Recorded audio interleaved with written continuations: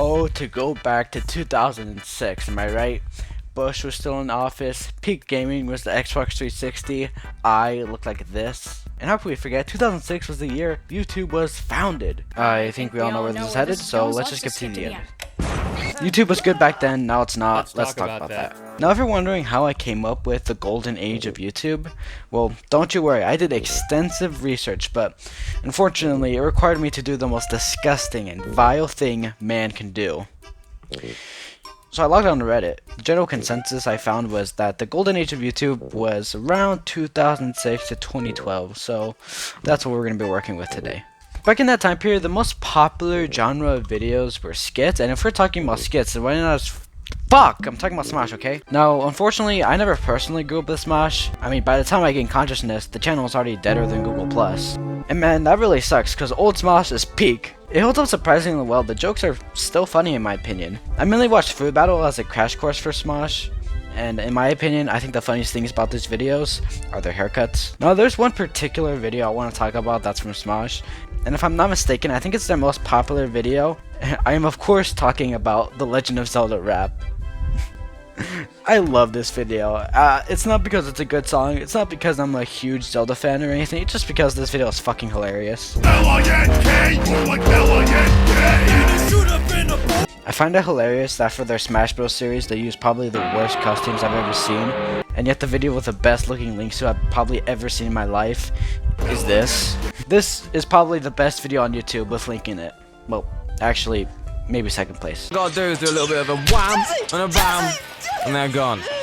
What? What's wrong with you? While we're on the topic of skits, Fred was also a pretty big one. Now, before watching this, I really thought Fred was to be a lot more annoying than it actually was. Now, don't get me wrong, the content's still not very good, but it's just not mind-rotting as much as I thought it was. If you ask me, you kind of had to watch Fred if you were a kid, because otherwise you're just gonna be bored while watching this. Unrelated, but I'm pretty sure I heard that the guy who owned the Fred channel immediately sold it right when he had 1 million subscribers, which I don't know how the fuck he needs the money when he made 3 movies and appeared in iCarly, but whatever. You know how I said, although I didn't like the Fred's content that much, I didn't find it annoying? That was very subtle foreshadowing to the next channel we're talking about. I'm sorry. I couldn't do it. I just couldn't bear myself to do it. I couldn't grit my teeth. This is awful. This is absolute dog shit. You need to grow up with this to actually like this. There's no way there's a 40-year-old man right now just sitting on his couch watching Annoying Orange. There's just no way. I mean, this is the type of content the CIA uses to torture out information. Not even God's strongest warrior could sit through this. I'm sorry. I can't do it. The next YouTuber I want to talk about is the Angry Video Game Nerd. Now, out of everyone here, is probably the most influential person in this entire video. Without him, game reviews or, hell, gaming content in general wouldn't really be the same place it is today. I mean, he was the first YouTuber to do any sort of gaming content. The closest modern day comparison I can make is maybe Scott the Woz, but I don't know, Scott the Woz took a shit on Bugs Bunny. Speaking of, it could definitely be argued that stuff like that kind of dates the entire show, but I don't know, if you ask me, the crude humor kind of like adds to the charm. Marketed as a portable system. Yeah, portable. My ass is portable. There was also an AVGN movie which you can only watch on YouTube at Prime Video. That should be a dead giveaway of the quality of the movie. Oh yeah, so this movie isn't very good. The story sucks, the characters are stupid. The Angry Video Game Nerd's real name in this movie is Nerd, not to mention the crappy special effects. But, I mean, I guess that's to be expected since the budget wasn't exactly high. $7? But I guess I really shouldn't go full Doug Walker on this movie. I mean, to be fair, it is a YouTuber movie. I shouldn't be expecting exactly a Citizen Kane. If you like the AVGN, you're most likely gonna like this. Speaking of Doug Walker. Hello, I'm the Nostalgia Critic. I remember it so you don't have to. Man, I fucking love the Nostalgia Critic, and I'm not quite sure why others don't. If you ask me, I think the Nostalgia Critic gets way more hate than he should. Actually, forget I said anything. AVGN and the Nostalgia Critic had an entire feud, and it all started when their fans started saying the Nostalgia Critic was a AVGN copy, and to be honest, I don't really see how they got that idea. Well, yes, they're both man-children screaming at children's media. That's kind of it in terms of similarities. The Nostalgia Critic was just a review show, and in that sense, they were similar to the AVGN, but the Angry Video Game Nerd was different. It had a cast of characters, a whole set, theme song, and special effects that, yeah, don't look very good today, but it's pretty innovative for the time. Anyway, brushing that aside, the feud is really entertaining. It has some good back and forth, and I think it's just really funny. If you want to learn more about it, Chazington has a good video about it, or even better, you can watch my video about it.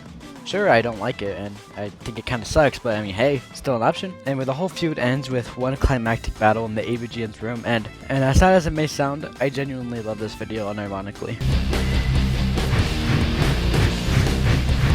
Oh, just hurry up and hit me! The subject critic, similar to the AVGN, also made some movies. I mean, hell, 3 of them. I never felt like watching them because, can you take a guess? While we're loosely on the topic of gaming, it's about time we talk about some Let's Players. PewDiePie, Jacksepticeye, Markiplier. I'm grouping them up because, I don't know man, I just felt like it, leave me alone. PewDiePie, now, I'm gonna be honest, I don't have anything to say. Honestly, I don't really like the horror genre as a whole, and I don't really get how anyone likes being scared. But that's a discussion for another day. Now, Jacksepticeye, on the other hand, I watched a lot of. Sure, he suffered the same problem playing a lot of horror games, but the other stuff I watched to death. Happy Wheels, Unfair Mario, those viral games like Whack the Boss or Impossible Quiz, yeah, stuff like that. Something that's really charming from this time period of Jacksepticeye is like I don't know, it really reminds you that this is before he was really famous. This was before he played games with celebrities or made cameos on shows like Sonic Prime and the fever dream that was Free Guy. Oh, do not touch that sock! I swear to God, if you touch that sock, you will be in therapy for the rest of your life! The movie's just so weird. I mean, why does anyone in the movie's universe care that some guy is being nice in GTA Online? This is before they know he's a sentient AI, so it's like, so how would he possibly reach worldwide fame? If this happened in real life, the most attention Blue Guy would get is being in an iceberg video. I remember they tried to do that moment in the Truman Show where Truman touches the sky, but it really just doesn't work as well. Actually, now that I think about it, Free Guy tries really hard to be like the Truman Show. Oh, and in case I don't see you, good afternoon, good evening, and good night. Don't have a good day. Have a great day. Okay, fuck, stop. Alright, let's get back on track. Markiplier. His channel was made in 2012, and therefore most of its content doesn't really count. Fuck! You know what? It's okay. I'll make up the time that I should have been talking about PewDiePie and Markiplier by talking about something that has nothing to do with today's video's topic. Now, assuming you actually have a social life, you probably have no idea what the hell I'm talking about. So, allow me to provide you some context for the masterpiece that is this video. Markiplier is one of the many characters in the grander scope of the Markiplier lore. No, I'm not joking. His first appearance was in A Date with Markiplier.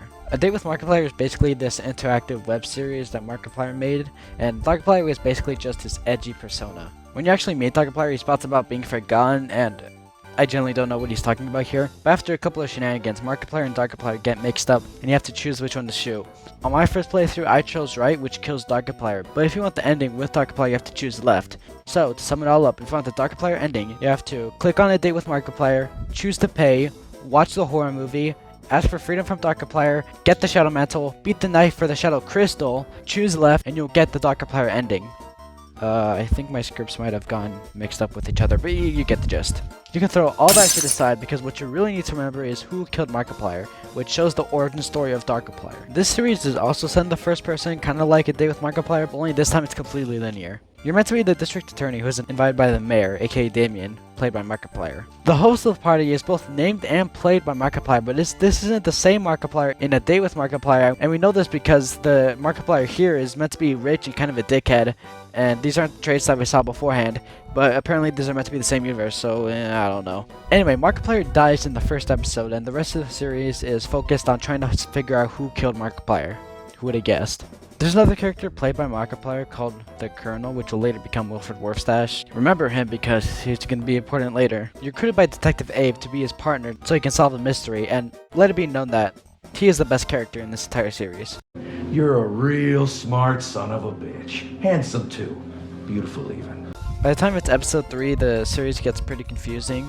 There's a running gag that every time someone says murder, lightning strikes, and it's revealed to actually have deeper meaning and that the house is actually haunted. Ooh, very scary. It's revealed by this character, Celine, who's meant to be Damien's sister. By the time it's the last episode, they just kind of die off screen, and then you die soon after. It was by this point that I myself was actually confused, so I went to the Markiplier wiki. No, I'm not kidding, there is an actual Markiplier wiki, and yes, I did read the entire thing. Anyway, I went to the Markiplier wiki to understand what the hell happened, and I'm basically just gonna paraphrase what it said. All the main characters knew each other growing up, with Mark and the Colonel spending a lot of time in the manor, which explains why the Colonel was teleporting over throughout the series. Something that I didn't mention until now.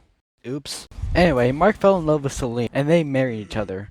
But at some point, Celine left with the Colonel because I guess she was very persuasive. I don't know. So with Celine gone and Damien being the newly elected mayor, Markiplier was by himself. So it was at this point where he tried to off himself. But when he did, the spirits of the house refused to let him die, like some fucking Undertale bullshit. So he offed himself again and again in different ways, which explains something that the detective said somewhere in the series. In my thorough analysis of the corpse's anal cavity, I discovered that in addition to being stabbed 37 times, he was also poisoned, beaten, strangled, drowned, and shot in that order. Anyway, it was at this point that the spirits were whispering to Mark on how to frame the Colonel for his murder and try to get revenge. So he invited everyone to a party with you as a +1 and invited the Colonel to a game of Russian roulette in which he rigged it so he would die. This is later explained in the Wharf Stash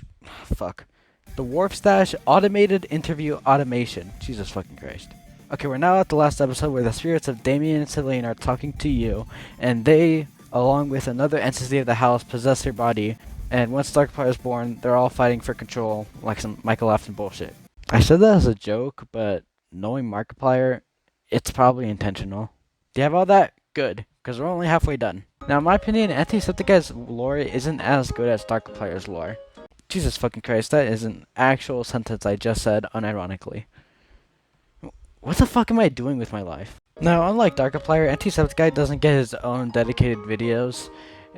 He more appears in random videos and like in the background, and you get his lore that way, and that just makes it a bitch to talk about.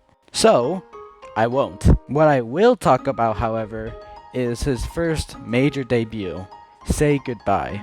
Now most of this video is pretty normal. It's basically just Jacksepticeye hollowing out a pumpkin because it's Halloween, but ever so often Jacksepticeye will hear a scary noise. Everything culminates with Jacksepticeye slitting his own throat and Antisepticeye taking over, and he talks to the audience like some fucking carrot bullshit. Take a shot every time I make an Undertale reference. You'll end up in the ER. Okay, now, was any of that really necessary to understand this video? Probably not, but hey, we all had a little bit of fun along the way, didn't we? Please say yes. Okay, so here we are, the video I've been building up to for this amount of minutes. It starts with a confrontation between Antisepticeye and Darkiplier in a way that I genuinely find cool. And then it quickly devolves into a parody of itself, with other YouTubers joining in with their own dark personas. Every single time I watch this video, I really forget it was made for April Fools, and every single time, I feel robbed. But putting that aside, I genuinely do find this video pretty funny, but arguably it's at its funniest when it's taking itself seriously. Don't you go kill yourself again and come back when you're ready. Not sure why they had to give Logan Paul a dark persona. I feel like he's evil enough as he is. Okay, but jokes aside, I do generally find the intro kinda cool. But then again, I find stupid shit like this cool, so I don't know if that really means anything. Okay, but actual jokes aside, I genuinely love this video. I don't know, if you ask me, this is what modern YouTube is missing. We just need more stupid stuff like this. Imagine how much better off the world would be if we had Cassinet, Mr. Beast, and IShowSpeed in front of a green screen with dark eyeliner. Alright, the next YouTuber I'm really excited to talk about is Zach Scott Games. Wasn't he mainly popular in 2016? Just let me have this, okay? Look, I already derailed this video by talking about Antisepticeye, Darkiplier, fucking Free Guy. I'm not sure if being off topic is exactly a concern anymore. Don't worry, I'll keep it brief and I'll talk about something actually relevant next time. Zach Style Games holds a place very near and dear to my heart. This was that era of YouTube where Nintendo content was really popping off, which is funny because this was also the era the Wii U happened. This was really Zach's prime. I mean, just to show you the absolute reach he had, there are more people who watch his Luigi's Mansion 2 playthrough than there are people who actually played Luigi's Mansion 2. Speaking of Luigi's Mansion 2, God, I love that series. That and also the Mario and Luigi Dream Team, Mario Odyssey, Super Mario 3D World and Land, and my god, Plants vs. Zombies. I always loved this God Warfare series, but my god, his Plants vs. Zombies 2 series. It's a miracle that this amount of Plants vs. Zombies 2 didn't get to him. You know, just because I'm curious, I want to know what Zach Scott Games is doing nowadays, you know? What's he up to, man? What's he doing? What's he doing?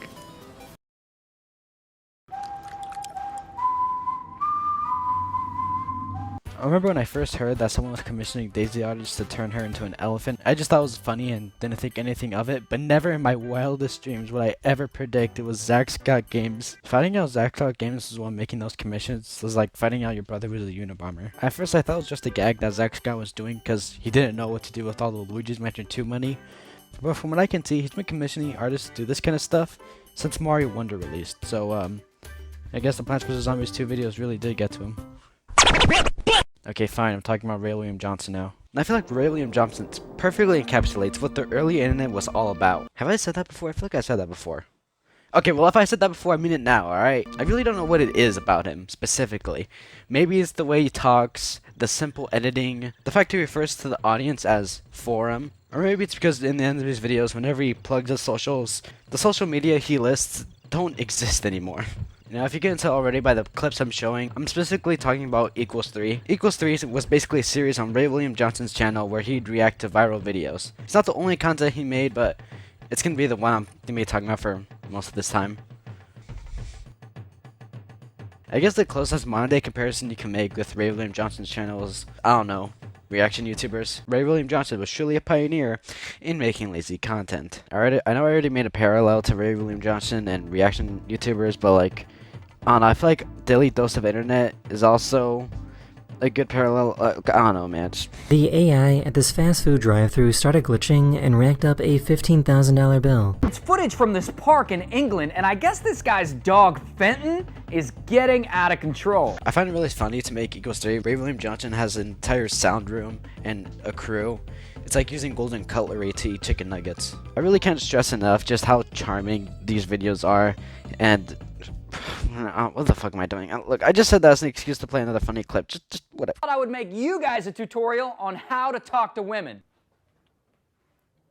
Hello. So there you go. Ray William Johnson also started a second channel called Your Favorite Martian where he'd sing. So if you think it's stupid nowadays how every single popular YouTuber seems to be making a music video, just know the phenomenon is about as old as time. I think Ray William Johnson's vocals are fine, all things considered. One thing I don't think is fine is the animation, or I guess the art style. I don't know, kind of both. I guess it's to be expected, since I can't imagine Ray William Johnson had an entire animation team at his disposal. They did an art style change later, and also probably got a higher budget, and to be honest, it kind of looks worse. My god, Wasteful, there's no pleasing you. Is there any time you're not bitching or complaining? No. Again, I really don't think the music is that bad, but if I'm being honest, I don't think there's been a time where I felt more embarrassed watching a video for a YouTube video, and my god, that's saying a lot. If I had to put it on a scale from 1 through 10, 1 being I'd rather slit my throat than listen to this, 5 being nerdcore, and 10 being actually good music, it'd be a solid 4.5. Look, say what you want about nerdcore, but one has sans and the other doesn't. Your Honor, I rest my case. There's a couple YouTubers that I feel like I need to mention, but I don't have a lot to say, so you know what that means. Boom boom, lightning round, lightning round. Penguin Z0. I'm not sure why so many people are willing to die on the hill that his old videos were so good. In reality, it's just him playing a game for 8 minutes while making cum jokes. Bun, meat patty, semen. And yeah, there's nothing wrong with that, but in general, this is just lazy content. Some things never change. Next we got Epic Rap Battles of Restaurant.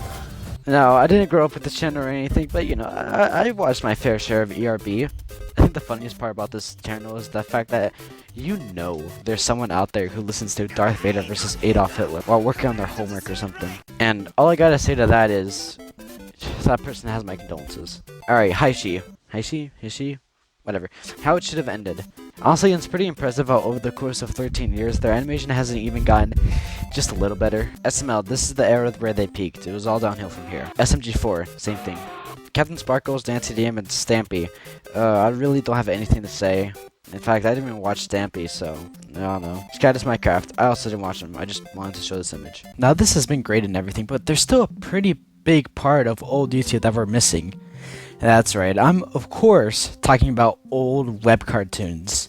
What do you mean I already talked about this? So yeah, so I already made an entire video dedicated to web series from YouTube. So whatever series I talked about in that video, I'm going to be brief here. So watch that video for more detail. The first series I want to talk about is Stick Figures. Stick Figures is a series made by Mondo Media, featuring 2 stick figures, blue and red. The show's crude, bold, kinda sexist, very 2010, aggressively 2010, enough to put a man into a coma. I know it sounds like I'm bashing on this series, but do trust me when I say I genuinely love it. Dude, I can't believe you're actually taking me out for my birthday. Yeah, man. I've been going to the sperm bank all year to save up. One thing I didn't mention in the previous video was the fact that Stick Figures had an official finale. Now, I knew of its existence, but I just couldn't find a recording of it on YouTube anywhere. And that's because Mondo Media had the bright idea of not uploading it to YouTube and instead putting it on their website behind a paywall. Yeah, so that's why the background footage I'm using is some kid probably recording on his phone. The finale is just the main characters growing up and starting a family, so you know. Basically just a regular show finale before that came out. Another thing I also forgot to mention in the other video is chick figures. It is the exact same thing, except all the main characters are now gender swapped. That's right, guys. Dick figures when woke.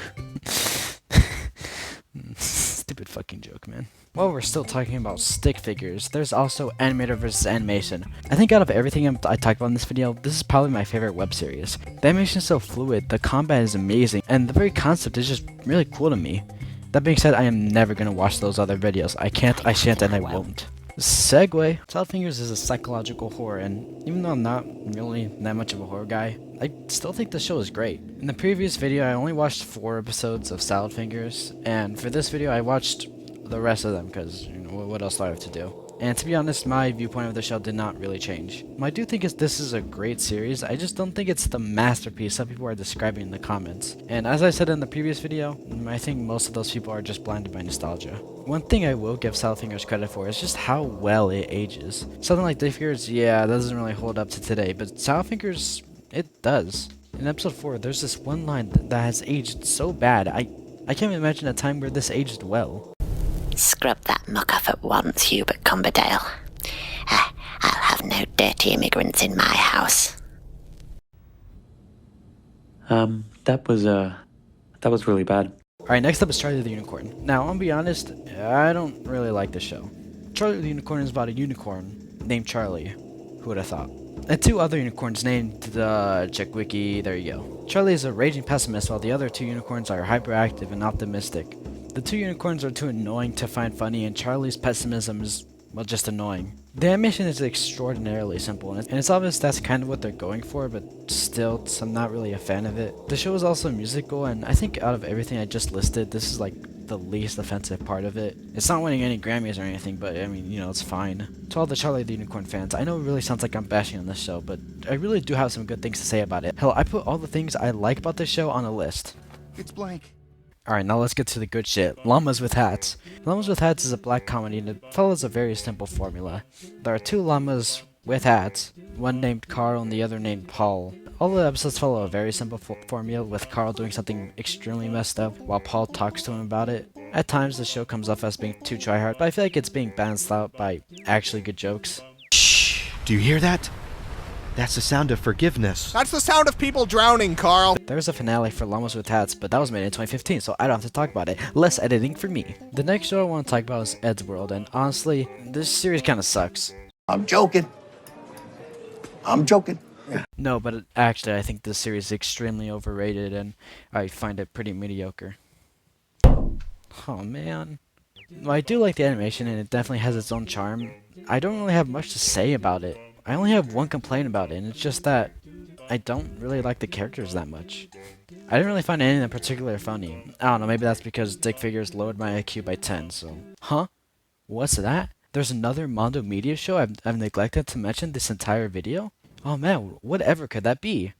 Oh, fuck. Happy Tree Friends is one of Mondo Media's earliest shows, including Dick Figures. But unlike Dick Figures, Happy Tree Friends is somehow still being made today. The series is explicitly made to look like a children's show, but in actuality, oh no, look, they're killing each other. So if you were one of the poor bastards who clicked on this when you were 12, God rest your soul. The show has nothing to offer except for animated gore and shock value. I have nothing more to say about this. I don't have a sarcastic remark to make, a funny clip to show. Hell, I can't even make an unnecessary Undertale reference. I don't have anything to say. Hey, by the way, if you made it this far, you should really consider subscribing. Oh yeah, you should hit that subscribe button. Ooh, look at that number, that's real low. And especially that ratio, even lower, I think. I don't know, this was pre-recorded, and I didn't see the numbers beforehand, so I don't know, maybe they're high. I don't know. Well, would you look at the time? It's time to go do other stuff. If you can't tell, this outro's being improvised. There's probably other stuff I didn't mention. And if you want to tell me about what I lost, if you want to tell me what I lost, you should tell me in the comments. You know, that'd be very swell of you. Swell. Okay. Yeah. What was my outro? Oh, right. Okay. I've been... Nope, that's not it. Wait, is it? Oh, yes, it is. I've been wasteful, and I wasted your time. Oh, man, I still got it.